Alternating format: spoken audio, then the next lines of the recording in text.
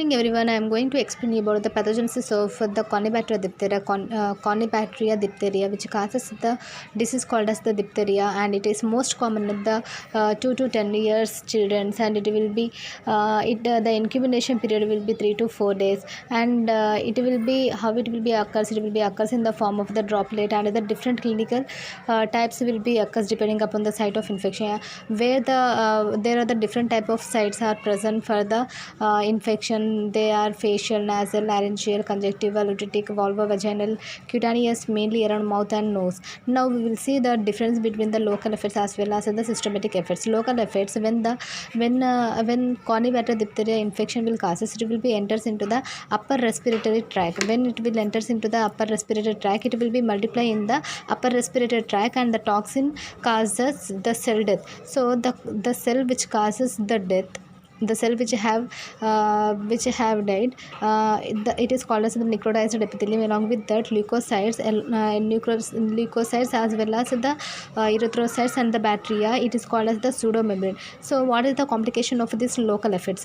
The complication of this local effects are the laryngeal obstruction. What do you mean by laryngeal obstruction? Laryngeal obstruction, it is one of the diseases related to that of the larynx, means narrowing of the larynx. Why it is narrowing of the larynx? Due to the severe exercise, the larynx will become narrow, aplexia and death. What do you mean by aplexia? Because aplexia, it is oxygen is not released by the, it is not oxygen is not utilized by the body properly. It is called as aplexia. And what do you mean by systematic effects? Systematic effects, in systematic effects, when the diphtheria, when the Corynebacteria diphtheria toxin will be diffuses into the bloodstream, and it causes the toxemia. When it will spread throughout the blood, it causes the toxemia. The total blood, it will become toxic. So it acts systematically on the cells. It do not play an important role because they neither penetrate into the tissues nor pass into the bloodstream. What is the complication related to the systematic effects? The complication related to systematic effects are the diphtheria, myocarditis. It is related to the heart failure and the death. Sometimes it causes death also. So when there is a degeneration of the different cells, it occurs mainly in adrenals, kidney and the liver. These are the complications related to the systematic effects and local effects. This is the difference between local effects and the systematic effects. We will see now the laboratory diagnosis. So what is the why laboratory diagnosis is necessary? It will be necessary for control measures and epidemic studies, but it is not for the treatment. So laboratory diagnosis, what we are going to do in this laboratory diagnosis? What we are doing, we are isolating that organism, and after that demonstration of toxicity, which toxin is that, we are demonstrating and we are testing by the virulence test. So in isolation of organism, how we are isolating the organism? We are isolating the organism by direct smear examination. We are culturing that organism. The growth will be on the culture. It will be strained by methylene blue. It is called as Albert stain. So what we are doing, this is one of the smear, and we are adding one of the Albert stain. So it will be the bacilli Corynebacteria. It will be appears in the form of the rod shape. So the two poles will be appears on the poles. The poles will be appears at the end of this bacilli. Now we will see the demonstration. So in vivo test will be there, in vitro test will be there. In vivo test, subcutaneous test and intracutaneous test. In vitro test, electrolyte gel precipitation test and tissue culture test. So how we will remember this? In vitro, in vitro, TI means tissue culture test, you have to remember. So subcutaneous test, in subcutaneous step, what we are doing, first we are injecting 500 units of the diphtherin antitoxin into the guinea pig. After injecting, we are adding one emulsified in 2 to 4 ml broth along with 0.58 ml emulsion.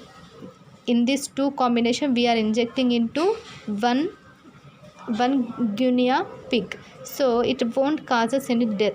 But when we are injecting only single emulsive lower slope, that is emulsified in 2 to 4 ml broth along with 0.8 ml emulsion. It is injected separately in another one more guinea pig. It causes death within 4 days because this strain may be virulent. Because of that, this guinea pig have died. Now we will see about the intracutaneous test. In intracutaneous test, what is going to happen? Same like this only. 500 units of toxin we are injecting into guinea pigs. After that, after injecting, broth emulsion also we are injecting. So diphtheria antitoxin, it can be act as a control. So see here, 500 ml of diphtheria antitoxin is injected first. After that, broth emulsion is injected into this guinea pigs intracutaneously. So no change, no death will be occurs. Why? Because this diphtheria antitoxin can be accessed the control unit. So after that, another one more test, 50 unit of the antitoxin we are injecting after the skin test. After doing the skin test, after 4 hours, we are injecting 50 units of antitoxin into this guinea pigs. Why we are injecting after skin test? Because to prevent the death. So that we are doing the skin test. After that, we are injecting the antitoxin into the guinea test. So inflammation will be occurs at the injected part. So death will be occurs within 48 to 72 hours. So we will see now in vitro test. In vitro test, we are going to explain about electrolyte gel precipitation reaction. It is also called as the immunodiffusion test. Immunodiffusion test, we are taking rectangular strip filter paper. So that rectangular strip paper we are dipped into the diphtheria antitoxin. So that what will happen? The filter paper are placed on one of the agar plate. The agar plate is consist of the hot serum fluid. So when we are putting all these things, the blood or the blood agar around that filter paper, it will become solidified. So after that, we are incubating at 37 degrees to 37 degrees within 24 to 48 hours, so that the toxins will be produced, that will be diffused on the agar plate, so that it will produce a line on the precipitation, and this antitoxin, the antitoxin can be produced at the optimal temperature. So non-toxigenic strains will not produce any precipitation line. So whether the toxin is there or not, we can identify the precipitation line. We will see the positive strain, negative strain, and also how the precipitation line will be produced. So this is the precipitation line, this is the positive control test strain showing the toxigenicity, diphtheria, antitoxin, and negative strain. And negative strain, it does not show any precipitation line, whereas positive control, it can show the precipitation line. Now we will see about the tissue culture test. Tissue culture test, we are incorporating the test strains into the agar monolayer. It will produce as one of the toxin, and it will be diffused as underlying cells. It causes the death. So we will see other test also along with the tissue culture test and tissue culture test, in vitro, in vivo, all these tests. Other tests are also we are doing, that is ELISA test and immunochromatographic test. It is useful for the detection of toxin and rapid. It is one of the rapid test. PCR test is detection for the DIP. Now we will see about the prophylaxis.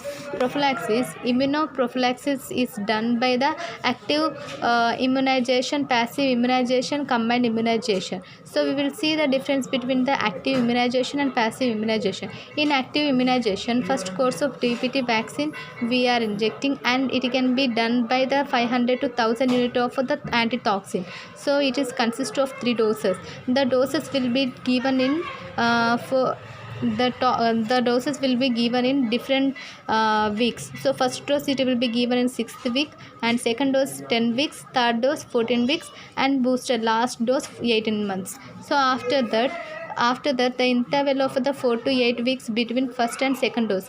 So when we are giving first dose to second dose, there should be the gap, that should be 4 to 8 weeks it should be. So 8 to 12 weeks second and third dose allium precipitation toxide. It is also called as APT. It is purified allium precipitated toxide. The toxide antitoxin fluids are also used in this. So first dose when it is absorbed, first dose of absorbed toxin, aluminum hydroxide are injected into one arm, and another one more arm ADS is injected, and this will be continued by full course of active immunity. But we will see by the passive immunity, anti-diphtheric serum will be administered into the subcutaneous, and it causes emergency measure. Okay, but here it will be continued full course of active immunization. Now we will see the sixth test. What do you mean by sixth test? In intradermal test, we know that intradermal test, we are injecting into the guinea pig. So active toxin is injected into one forearm, another one more inactive toxin which is at the 70 degrees to 70 degrees at 30 minutes, it will be injected into another arm. So it will be least amount of toxin that is required to kill a guinea pig within 96 hours. So this is called a Sikis test. Now the positive reaction. So if it is positive, then what is the changes we can see? If it is negative, what is the changes we are going to see? Positive reaction, we are going to see the swelling, and negative reaction, the toxin has neutralized. Now what is the treatment for this? The Corynebacteria diphtheria, for every bacteria we have the common drug. It is the penicillin to stop the carriers. So erythromycin, that is for the active, and other antibiotics also. So if you like this video, just like and share, and if you have any doubts, just comment in the comment box. Thank you.